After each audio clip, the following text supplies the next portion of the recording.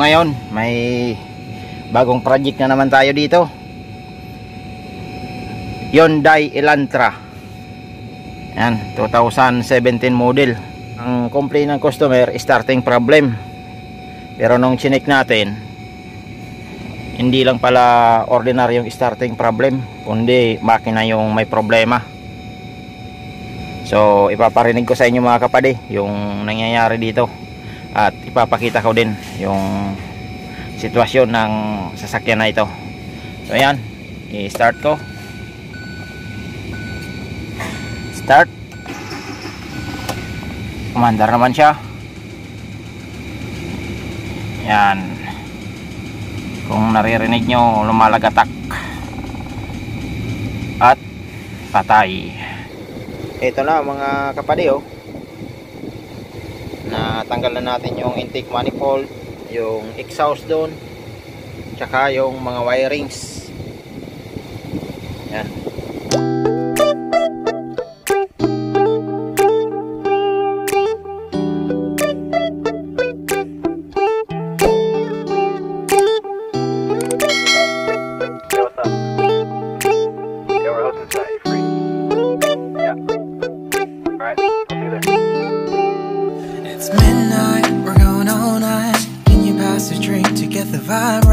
Don't feel like having a Bud Light, plus tequila with some salt and lime.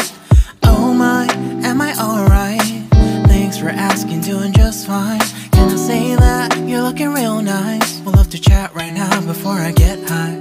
When you gaze into my eyes, I feel like I'm on cloud nine. You bang harder than 4th of July. I think I can go all night, yeah. The way you bite your lips, blush and smile you give, you're just so stunning. I've been feeling nothing lately when without you. I know that something special made me think about you. About you, you, you. About you, you, you.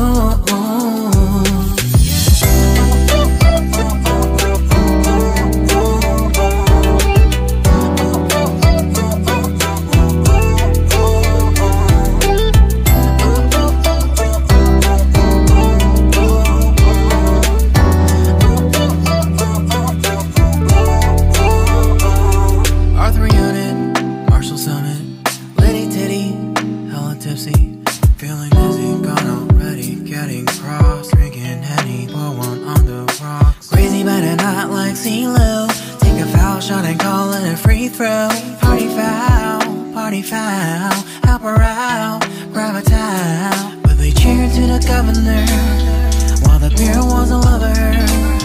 Trust we ain't no amateurs, now we got this, to rest assured.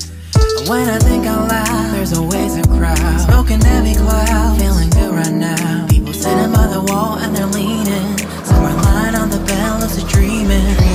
I've been feeling nothing lately when without you. So ito na mga kapade, yung makina ng Elantra 2017 model 1.6 engine. I-disassemble na natin para makita yung mga damaged parts sa loob na. Lately when without you, I know that something special made me think about you. About you, you.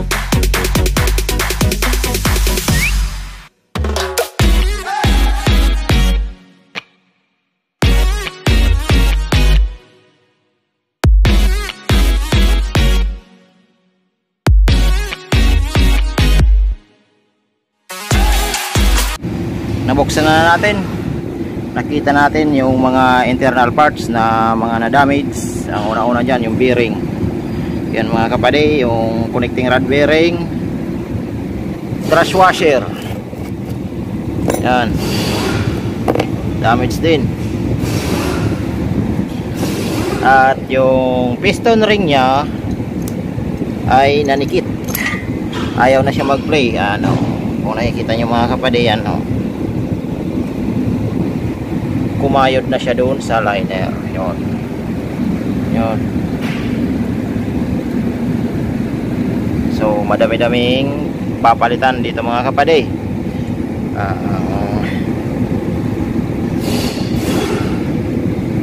Yan, kung makikita nyo din yung mga metal chip, mga ribaba, yan ang mga parang nag-gold na yan.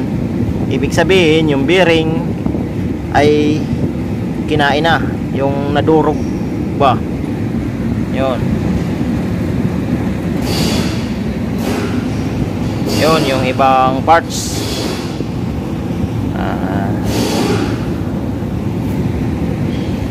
So So abang-abang na lang mga kapatid sa pagbuko nito. At magre-request ulit tayo ng mga parts nito at ipapacheck din natin to sa machine shop, yung mga sukat nito, at ibabalik natin to sa standard. Yung liner, baka mangyayari nito mga kapatid, lalineran na naman ng machine shop. At yung piston sigurado to palit, at mga bearing, at isasama ko na din yung oil pump assembly. Okay, thank you sa mga nanonood dyan. At sa pagbuo ko nito, ituturo ko sa inyo yung mga timing marks at ibang mga tips pa. Kaya abang-abang na lang. Sa mga di pa nakapag-subscribe dyan, Joven I Mechanic at your service.